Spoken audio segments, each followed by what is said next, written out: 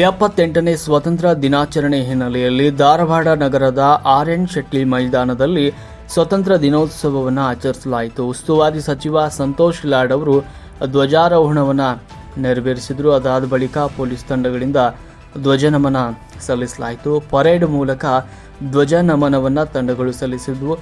ಧ್ವಜಾರೋಹಣ ಕಾರ್ಯಕ್ರಮಕ್ಕೆ ಡಿಸಿ ದಿವ್ಯಪ್ರಭು ಸೇರಿದಂತೆ ಜಿಲ್ಲಾ ಪಂಚಾಯತ್ ಸಿಇಒ ಸೇರಿ ಎಲ್ಲ ಅಧಿಕಾರಿಗಳು ಹಾಗೂ ಪೊಲೀಸ್ ಕಮಿಷನರ್ ಕೂಡ ಭಾಗಿಯಾಗಿದ್ದರು.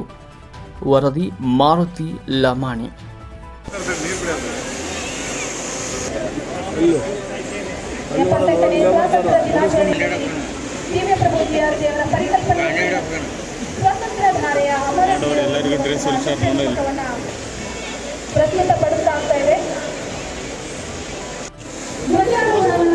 ನೆರವೇರಿಸ್ತಾ ಇದ್ದಾರೆ.